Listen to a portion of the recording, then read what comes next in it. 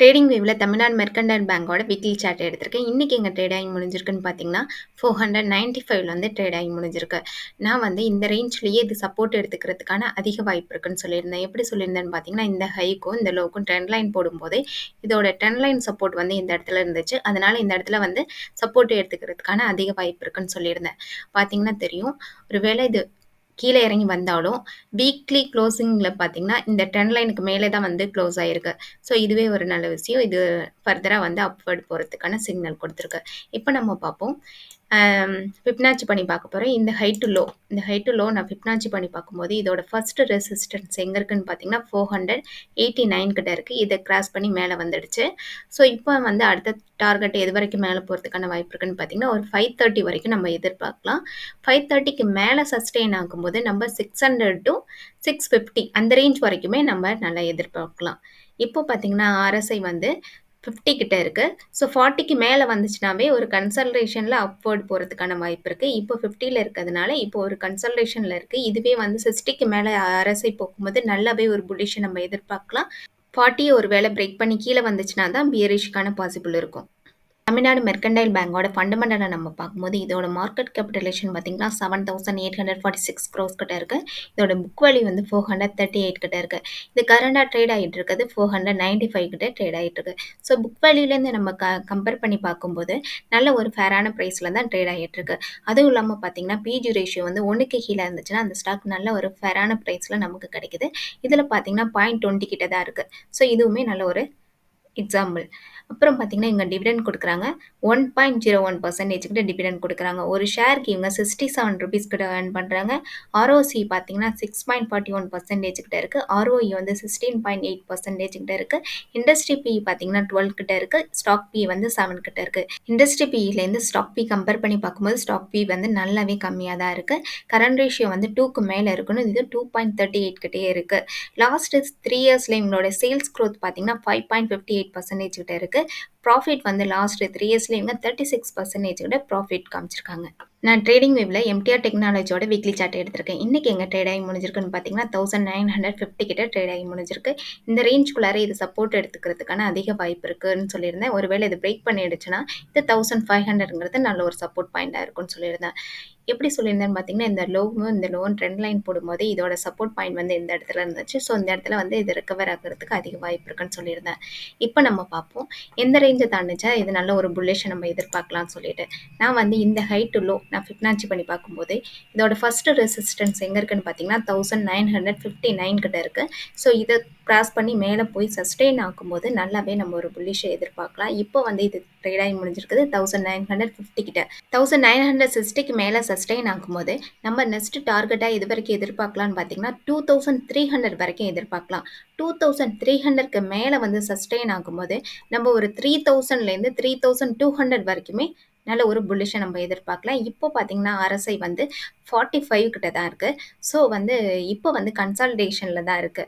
So 60க்கு மேல RSI போகும்போது நல்லாவே ஒரு புல்லிஷ எதிர்பார்க்கலாம். ஒருவேளை 40ய பிரேக் பண்ணி கீழ வந்தா தான் பியரிஷ்க்கான பாசிபிளா இருக்கும்.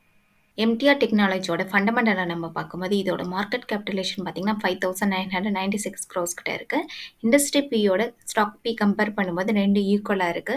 ஒண்ணு வந்து இண்டஸ்ட்ரி PEயோட ஸ்டாக் PE வந்து கம்மியா இருக்கணும். அட்லீஸ்ட் ஈக்குவலாவது இருக்கணும். இது ஈக்குவலா தான் இருக்கு. ஸோ இது ஒரு ப்ளஸ் பாயிண்ட்.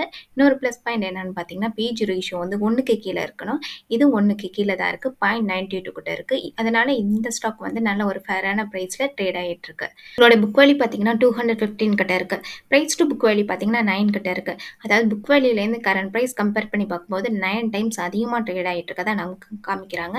ROC வந்து 22% கிட்ட இருக்கு. ROE வந்து 17% கிட்ட இருக்கு. ஸோ ROCயும் ROEயும் 15%க்கு மேல இருக்கணும். இது ரெண்டுமே 15%க்கு மேல தான் இருக்கு. ஒரு ஷேருக்கு இவங்க ₹26 கிட்ட ஏர்ன் பண்றாங்க. ப்ரமோட்டர் கிட்ட 37% கிட்ட இருக்கு. லாஸ்ட் 3 இயர்ஸ்ல இவங்க 29.3% கிட்ட அவங்களோட ஸ்டேக்க ரெடியூஸ் பண்ணியிருக்காங்க ப்ரமோட்டர். FII கிட்ட 11% கிட்ட இருக்கு. லாஸ்ட் 3 இயர்ஸ்ல இவங்க 8% கிட்ட அவங்களோட ஸ்டேக்க ரெடியூஸ் பண்ணியிருக்காங்க FII. அப்புறம் பார்த்தீங்கன்னா, கரண்ட் ரேஷியோ வந்து 2க்கு மேல இருக்கணும். இது 2.28 கிட்ட இருக்கு. இவங்க நல்ல ஒரு சேல்ஸ் குரோத் காமிச்சிருக்காங்க. பார்த்தீங்கன்னா, லாஸ்ட் 3 இயர்ஸ்ல இவங்க 38% கிட்ட நல்ல ஒரு சேல்ஸ் குரோத் காமிச்சிருக்காங்க. ப்ராஃபிட் பார்த்தீங்கன்னா, லாஸ்ட் 3 இயர்ஸ்ல இவங்க 48% கிட்ட நல்ல ஒரு ப்ராஃபிட் காமிச்சிருக்காங்க. ட்ரேடிங் வியூல தேவயானி இன்டர்நேஷனல் லிமிட்டோட வீக்லி சார்ட் எடுத்திருக்கேன். இன்னைக்கு எங்க ட்ரேட் ஆகி முடிஞ்சிருக்குன்னு பார்த்தீங்கன்னா, 156 கிட்ட ட்ரேட் ஆகி முடிஞ்சிருக்கு. இந்த ரேஞ்ச் வந்து நல்ல ஒரு சப்போர்ட் பாயிண்ட். பார்த்தீங்கன்னா, ப்ரீவியஸ் ட்ரெண்ட் லைன்ல இந்த லோக்கும், இந்த லோக்கும் ட்ரெண்ட் லைன் போடும்போது இதோட சப்போர்ட் பாயிண்ட் இந்த இடத்துல இருக்கு. ஸோ இந்த இடத்துல சப்போர்ட் எடுத்துக்கிறதுக்கான அதிக வாய்ப்பு இருக்கு. ஒருவேளை பிரேக் பண்ணி வந்தாலும் பார்த்தீங்கன்னா, வீக்லி க்ளோசிங் டேல இந்த ட்ரெண்ட் லைனுக்குள்ளார தான் வந்து க்ளோஸ் ஆகி முடிஞ்சிருக்கு. ஸோ இது ஒரு நல்ல ஒரு மேஜரான சப்போர்ட் பாயிண்ட். ஒருவேளை இது பிரேக் பண்ணா இது 135ல வந்து சப்போர்ட் எடுத்துக்கலாம். இப்போ பார்த்தீங்கன்னா, இது புல்லிஷ்ஷா இருந்துச்சுன்னா, மேக்ஸிமம் எது வரைக்கும் மேல போகும்ன்னு நம்ம பார்ப்போம். எந்த ரேஞ்ச தாண்டும்போது இது கன்டினியூவான ஒரு புல்லிஷ்ஷ நம்ம எதிர்பார்க்கலாம் இந்த ஸ்டாக்ல அப்படிங்கிறதையும் நம்ம பார்த்துருவோம். நான் வந்து ஃபிப்னாச்சி பண்ணி பார்க்க போறேன். இந்த ஹை டு லோ நான் ஃபிப்னாச்சி பண்ணி பார்க்கும்போது, இதோட ஃபர்ஸ்ட் ரெசிஸ்டன்ஸ் எங்க இருக்குன்னு பார்த்தீங்கன்னா, 162 கிட்ட இருக்கு.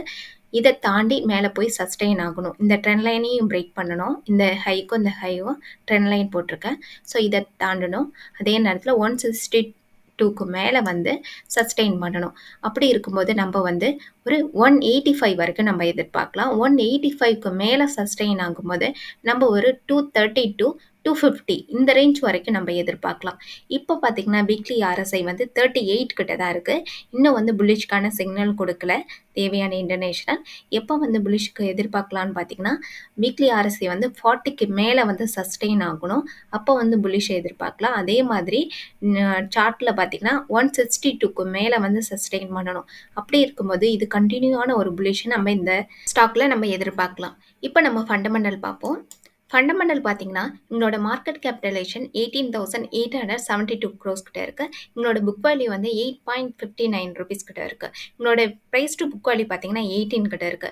அதாவது புக் வேல்யூலேருந்து கரண்ட் பிரைஸ் வந்து 18 டைம்ஸ் அதிகமாக ட்ரேட் ஆகிட்டு இருக்கதா நமக்கு காமிக்கிறாங்க. எப்பவுமே எஃப்எம்சிஜியை பொறுத்த வரைக்கும் பிரைஸ் டு புக் வேல்யூ கொஞ்சம் அதிகமாக தான் இருக்கும்.